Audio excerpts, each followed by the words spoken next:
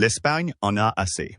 Après avoir assisté en coulisses à l'armement occidental de l'Ukraine, l'Espagne a finalement décidé d'agir et envoie un signal brutal au président russe Vladimir Poutine. Perdez-vous en Ukraine. Il ne s'agit pas d'une livraison d'armes ordinaire. Le nouveau programme d'aide de l'Espagne essaie doté d'armes conçues pour écraser les forces russes et les repousser une fois pour toutes. Le Kremlin vacille et les plans de Poutine sont sérieusement menacés. La décision de l'Espagne pourrait constituer un tournant qui inverserait la tendance et amènerait l'invasion de Poutine au bord de l'effondrement. Dans cette vidéo, nous découvrons ce que l'Espagne envoie et comment elle aidera l'Ukraine à porter un sérieux coup aux ambitions de Poutine. Continuons avec ça. Le 24 mars 2024, le Defense Post a rapporté que l'Espagne avait annoncé son intention d'envoyer 19 de ses chars Léopard 2 à 4 en Ukraine d'ici septembre de la même année. Les conteneurs ne seraient pas simplement retirés du stockage et expédiés. Au lieu de cela, l'Espagne a déclaré qu'elle contacterait General Dynamics European Land Systems pour fournir des services complets de mise en service pour chaque char, y compris une révision complète de chaque Léopard et le remplacement de toutes les pièces défectueuses, pour garantir que les systèmes de chaque char soient pleinement opérationnels à leur arrivée en Ukraine.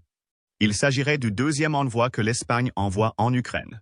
La première a eu lieu en 2023, lorsque l'Espagne a fait don de 6 de ses chars Léopard. Avec la deuxième série, l'Espagne ferait plus que quadrupler son soutien en chars à l'Ukraine. Même si cette annonce était impressionnante, elle ne représentait qu'un montant relativement faible d'aide apportée à l'Ukraine. Près de 20 chars. Léopard 2. A4 seraient certes utiles d'un point de vue défensif, mais ils ne suffiraient pas à aider l'Ukraine à inverser la tendance face aux forces russes qui font pression sur Donetsk. Mais il y avait plus à venir. 2 mois plus tard, le 27 mai, l'Espagne a décidé de doubler ce soutien initial. Le premier ministre du pays, Pedro Sánchez, a rencontré le président ukrainien Volodymyr Zelensky pour signer ce accord selon lequel l'Espagne fournira une aide colossale d'1 milliard d'euros, ce qui équivaut approximativement à 1,08 milliard de dollars, dans le cadre d'un pacte qui verra l'Espagne s'allier à l'Ukraine au cours de la prochaine décennie. Il est plus important que jamais de doubler notre soutien, a déclaré Sánchez lors d'une conférence de presse après la signature du contrat. Au terme de l'accord, l'Espagne déclare qu'elle fournira des équipements militaires modernes pour des applications terrestres, maritimes, aériennes et autres, en fonction des besoins critiques de l'Ukraine à ce moment-là. Il est intéressant de noter que l'Espagne a également accepté d'aider l'Ukraine à protéger ses routes maritimes d'exportation de produits alimentaires, garantissant ainsi que le pays continuera à être le grenier de l'Europe, sans craindre que l'ingérence russe bloque sa navigation dans la mer Noire. La question était, à quoi serviraient ces 1,08 milliard de dollars? Newsweek a fourni quelques réponses dans un article du 27 mai détaillant les différents systèmes d'armes que l'Espagne a promis de fournir. Cette liste comprenait 19 chars Léopard transférés à l'Ukraine en mars, ainsi qu'une douzaine de puissants systèmes de missiles anti-aériens Patriot, que l'Ukraine utilise si bien pour dissuader les bombardements aériens russes. Ajoutez des munitions et du matériel anti-drone au colis et vous obtenez un don qui couvre la plupart des domaines clés de la guerre. Mais Newsweek a également rapporté un détail qui n'était pas inclus dans le rapport original de Reuters. L'Espagne a promis la somme colossale de 5,4 milliards de dollars d'ici la fin de 2027, ce qui signifie que les 1,08 milliard de dollars d'équipements donnés depuis le 24 mai seront simplement un don à plusieurs volets destiné à aider la défense de l'Ukraine et son éventuel rétablissement après l'effort de guerre. La question est désormais simple. Pourquoi l'Espagne déciderait-elle d'un programme d'aide d'une telle ampleur? Après tout, son histoire avec la Russie n'est pas aussi tendue que celle de nombreux autres pays européens qui craignent l'agression russe. L'Espagne n'a jamais fait partie du joug soviétique après la Seconde Guerre mondiale, à l'instar de pays comme la Pologne et les États baltes d'Estonie, de Lettonie et de Lituanie, qui étaient de fervents partisans de l'Ukraine. En fait, on pourrait affirmer que l'histoire récente de l'Espagne avec la Russie a été aussi proche que possible de la neutralité. compte tenu des actions russes du XXe siècle jusqu'à aujourd'hui en Ukraine. Il est vrai que Moscou a joué un rôle dans la guerre civile espagnole. L'Union soviétique offrit alors un soutien actif aux factions républicaines espagnoles en envoyant des conseillers militaires, des armes et des soldats volontaires en échange de l'or des réserves de la Banque d'Espagne. Cependant, l'Espagne finit par prendre le contrôle de ces volontaires soviétiques. En 1989, un monument leur a été érigé à Madrid, sur lequel sont répertoriés les noms de 182 combattants russes morts pendant la guerre civile. Il n'y avait qu'un seul problème. Les républicains ont perdu la guerre civile espagnole face aux nationalistes en 1939, ce qui signifiait que tout le soutien soviétique était vain. Aujourd'hui, sous le règne de Franco, l'Espagne est devenue un ennemi de la Russie, et la division espagnole des volontaires bleus a brièvement combattu l'armée rouge soviétique sur le front de l'Est jusqu'à ce que Franco décide que ça suffit. Il retira les soldats espagnols et l'Espagne resta neutre jusqu'à la fin de la Seconde Guerre mondiale. Il y a donc eu un conflit, mais après la Seconde Guerre mondiale, l'Espagne et l'Union soviétique sont restés largement éloignés l'une de l'autre. Il y a eu des signes de tension, comme lorsque Nikita Khrouchtchev a déclaré que les relations entre la Russie et l'Espagne étaient à leur pire, mais en aucun cas les plus problématiques. Lors d'un discours devant l'Assemblée générale des Nations unies en octobre 1960, à la suite de l'interdiction par Franco d'un match de football entre l'Espagne et l'Union soviétique plus tôt cette année-là. Cependant, un conflit direct entre les deux États n'a jamais été un problème et a été vers la fin du règne de Franco. Les relations entre les deux États ont même commencé à se dégeler. En 1972, un accord commercial fut signé et environ 5 ans plus tard, un ambassadeur soviétique fut nommé en Espagne. Lorsque l'Union soviétique a cédé la place à la Fédération de Russie au début des années 1990, l'Espagne et la Russie ont continué à entretenir des relations cordiales. L'ancien président russe, Dimitri Medvedev, est le roi d'Espagne. Juan Carlos Huillet ont même coopéré sur des questions telles que le Kosovo, déclarant leur indépendance de la Serbie. Au cours de la première décennie du XXIe siècle, Poutine s'est rendu à plusieurs reprises en Espagne. Bien sûr, il y a eu plusieurs revers en cours de route, mais déjà en 2020, un représentant russe écrivait en marge du forum Gaïdar qu'il pensait « Il n'y a aucune raison pour que nos nations se laissent guider par la politique des autres, et nous pensons que les relations russo-espagnoles, qu'elles soient avec le gouvernement actuel ou avec un autre, ont un bel avenir. » Puis, 20 février 2022 est le véritable test de cette déclaration. La Russie a envahi l'Ukraine, avertissant toute l'Europe. Poutine n'était plus intéressé par les jeux politiques ou les activités diplomatiques. Il avait l'intention de prendre ce qu'il voulait par la force. Et comme la plupart des autres pays européens, l'Espagne considérait cette action comme une menace imminente, provoquant la rupture de toutes les véritables relations diplomatiques entre la Russie et l'Espagne. Si vous avez besoin d'une preuve de cela, ne cherchez pas plus loin que les commentaires de la ministre espagnole de la Défense, Margarita Robles, en mars 2024, le même mois où l'Espagne a commis 19 attaques de léopards.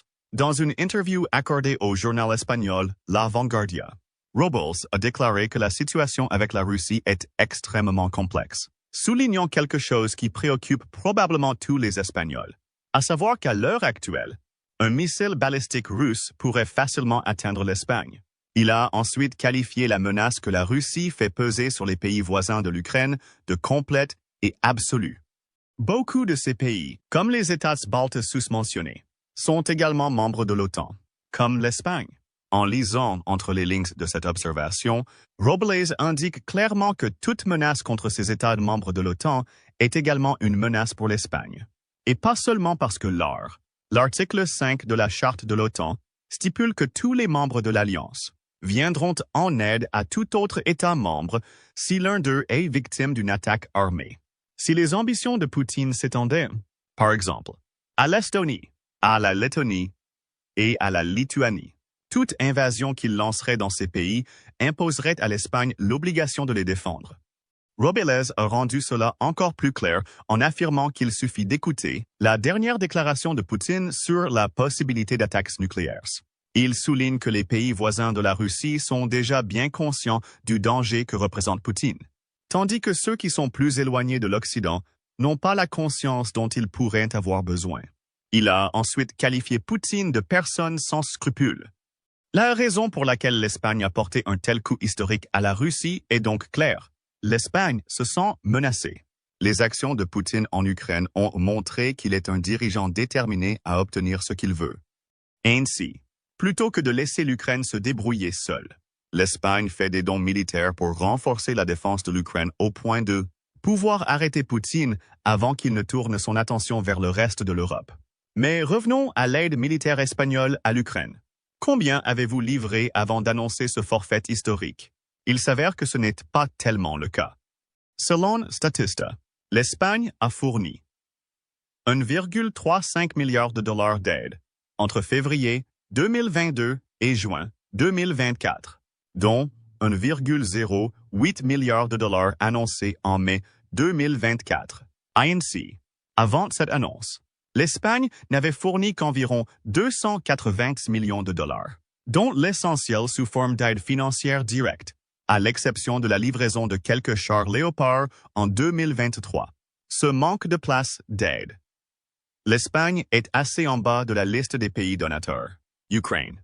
Elle se classe au 17 rang du classement, loin derrière d'autres grandes puissances européennes comme l'Allemagne et le Royaume-Uni, qui ont franchi ou sont sur le point de franchir le seuil des 15 milliards de dollars. Il est vrai que l'Espagne est membre de l'Union européenne ou UE et que depuis le début de la guerre, diverses institutions européennes ont contribué à hauteur de 43,67 milliards de dollars. L'Espagne pourrait envisager de faire un don par l'intermédiaire de ces institutions. La vérité est cependant que jusqu'en 2024, elle est l'une des rares puissances à ne pas s'être largement engagée envers l'Ukraine. Pour développer ce point, nous pouvons également nous tourner vers Statista pour expliquer la contribution de l'Espagne en pourcentage de son produit intérieur brut ou PIB. Elle arrive ensuite plus loin dans la liste, se classant 27 et sur 38 pays ayant fait un don à l'Ukraine.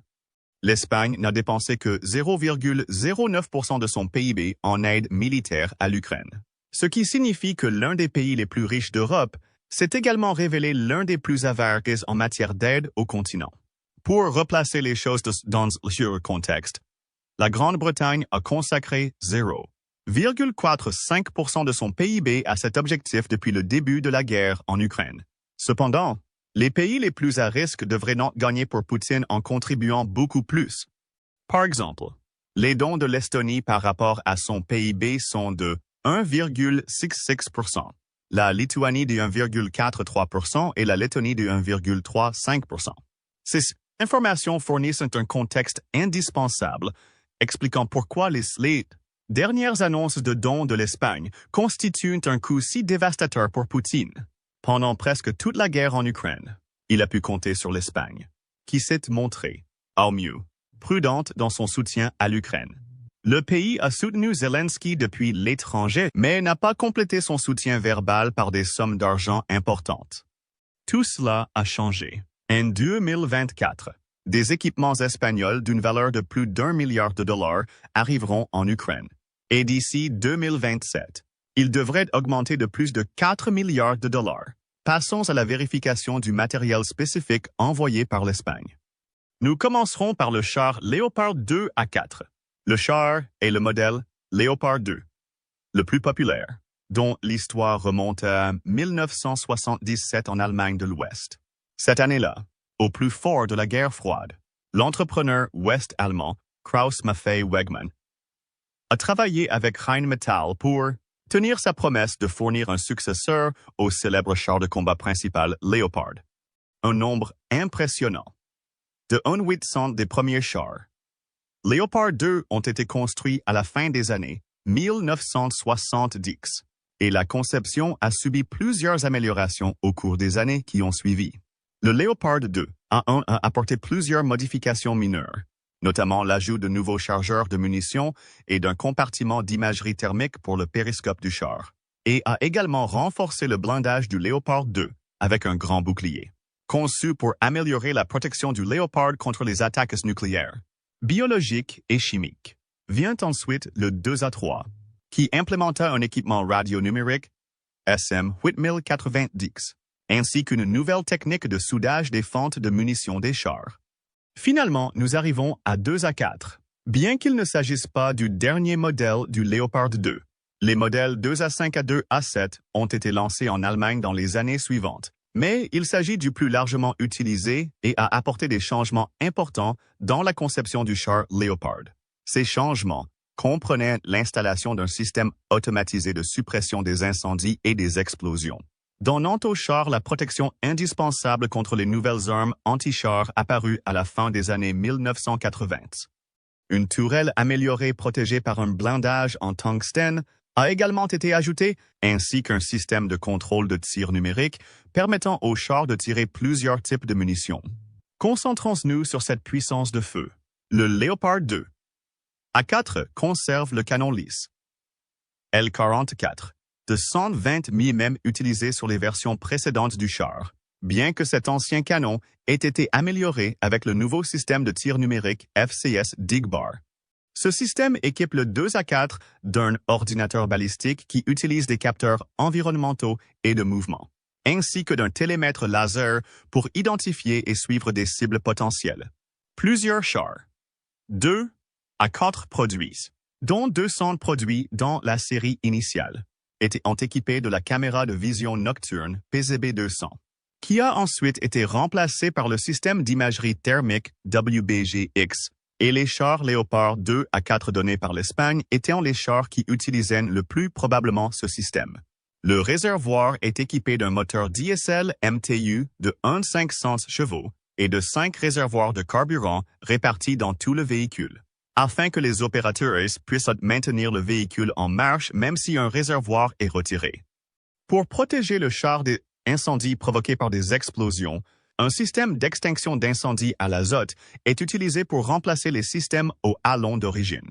Et le 2A4 dispose également de lance-grenades fumigènes externes qui peuvent être utilisées pour créer un écran de fumée si nécessaire. Ajoutez à cela un blindage composite qui utilise largement le tungstène, susmentionné, et vous obtenez un char qui a du punch tout en étant capable d'encaisser un coup. Vous avez déjà identifié un problème potentiel avec ce conteneur. Il a été créé dans les années 80 du siècle dernier, plus précisément en 1985. Cela en fait un héritage de la fin de la guerre froide, ce qui a conduit certains à spéculer que ce char n'est pas à la hauteur des chars plus modernes que la Russie fournit à l'Ukraine. Cela pourrait être le cas si la Russie utilisait à peine ses chars modernes. Selon la Pravda, en février 2022, la Russie n'avait envoyé qu'environ 175 de ses chars ultramodernes T-90M sur les lignes de front en Ukraine. La plupart de ces chars sont plus anciens et Poutine s'est appuyé sur les T-72 et T-62 de l'ère soviétique pour assurer le contrôle au sol, allant même jusqu'à retirer du stockage les T-55 construits juste après la Seconde Guerre mondiale. Ces vieux chars sont également incendiés à un rythme incroyable.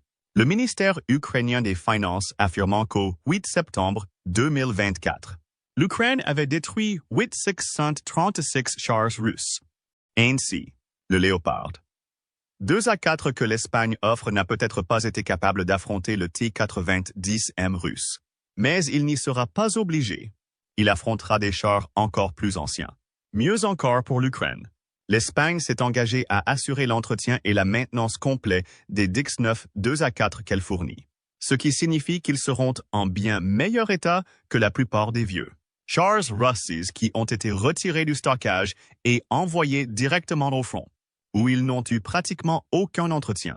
Cependant, peut-être plus que les chars, Poutine sera préoccupé par les missiles Patriot que l'Espagne envoie en Ukraine. Le système de défense aérienne Patriot s'est révélé extrêmement utile à l'Ukraine pendant sa guerre avec la Russie, même s'il ne disposait que de 2 systèmes. Patriot en juin 2024, et le président américain Joe Biden a déclaré en juillet que les États-Unis, avec la Roumanie et l'Allemagne, se préparait à en envoyer 3 autres à un moment donné dans le futur et les avait utilisés à bon escient. Il a pu utiliser des missiles Patriot pour abattre des chasseurs russes Su-34 à une distance de près de 100 000, démontrant l'efficacité du système contre les ressources aériennes russes ainsi que contre les missiles balistiques pour lesquels le Patriot était initialement conçu. Pour rappel, le Su-34 est considéré par certains comme le meilleur chasseur bombardier biplace de Russie, ce qui signifie que sa destruction est importante pour l'Ukraine afin d'empêcher la Russie d'établir sa domination aérienne sur son territoire.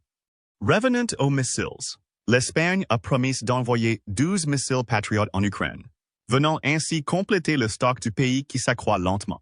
Chacun de ces missiles mesure environ 5 mètres de long et est équipé d'un système de guidage de missiles sur chenille ou système de guidage TVM. Ce TVM prend en charge un centre de contrôle mobile qui peut envoyer des commandes de correction de direction en cours de vol au missile, lui permettant de changer de cap et de s'assurer qu'il atteint la cible. Derrière ce TVM se trouve une ogive hautement explosive de 198 livres capable de tout détruire. Des avions de combat russes aux missiles balistiques. Le projectile a également une portée qui permet une plus grande puissance de feu. Il peut parcourir jusqu'à 78 km et atteindre une altitude de 24,9 km, ce qui lui permet de toucher une cible aérienne avant qu'elle n'atteigne sa destination et avant même qu'elle ne descende au point de causer de graves dégâts. C'est aussi rapide. Le missile Patriot peut atteindre des vitesses allant jusqu'à 700 000 par heure, au Mach 10. Ce qui signifie qu'il peut se déplacer à une vitesse 10 fois supérieure à la vitesse du son. L'Ukraine pourrait donc les utiliser pour attaquer les combattants russes depuis le ciel.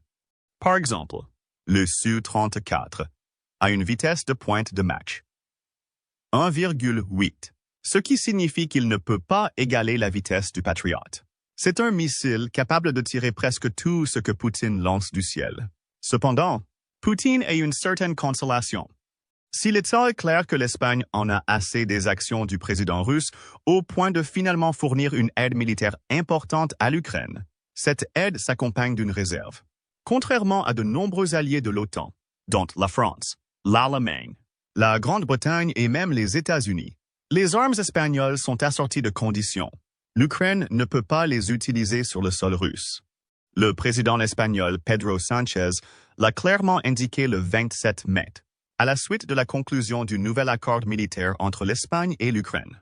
Lorsqu'il a été interrogé sur la position de Madrid quant à l'autorisation de l'Ukraine d'utiliser les armes de l'OTAN en Russie, la réponse de Sánchez a été « Nous n'avons ni la volonté ni l'intention de le faire, et je n'ai certainement aucune information à ce sujet. » En d'autres termes, l'Espagne ne se joindrait pas à ses alliés pour autoriser l'utilisation d'armes en dehors de l'Ukraine.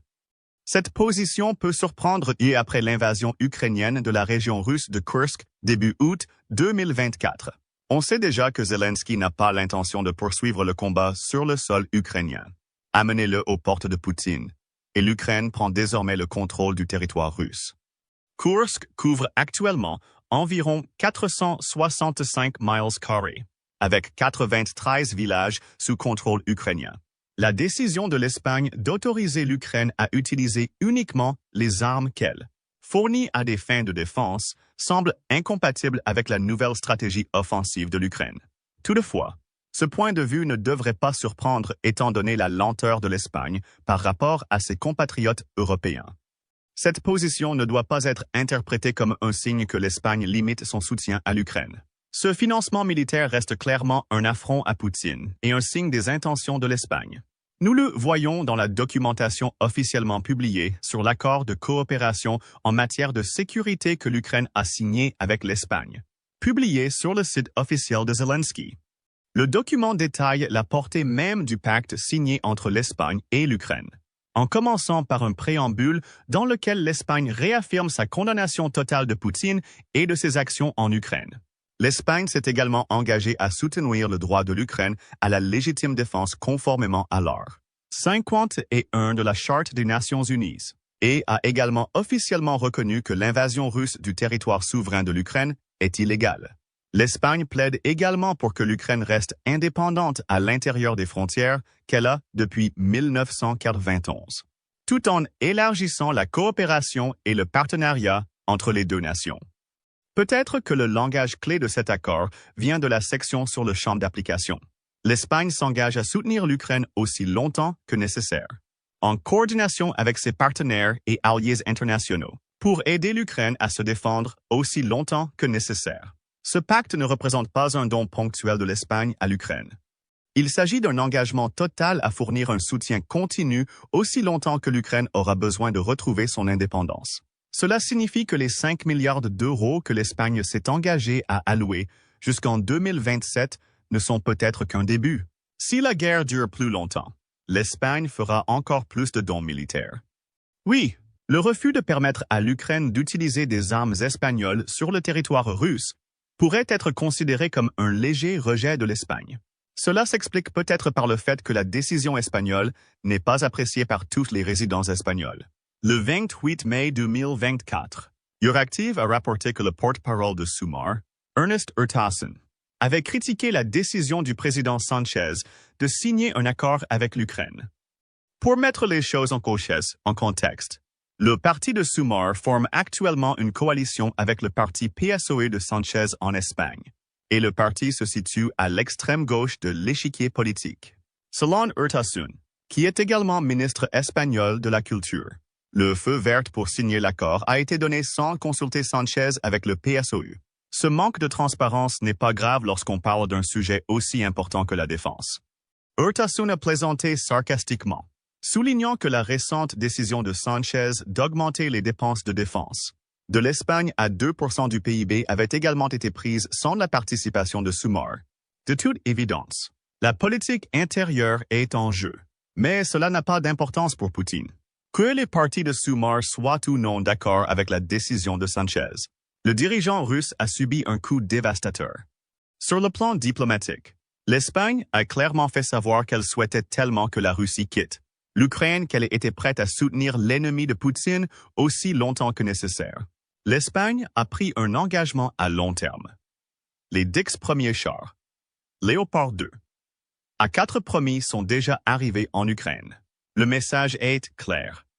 Quels que soient les conflits internes, l'Espagne soutient l'Ukraine plus fortement qu'à tout autre moment de la guerre en Ukraine. C'est une gifle pour Poutine, car cela signifie désormais que toutes les grandes puissances européennes ont clairement indiqué qu'elles étaient unies dans leur désir de voir Poutine quitter l'Ukraine.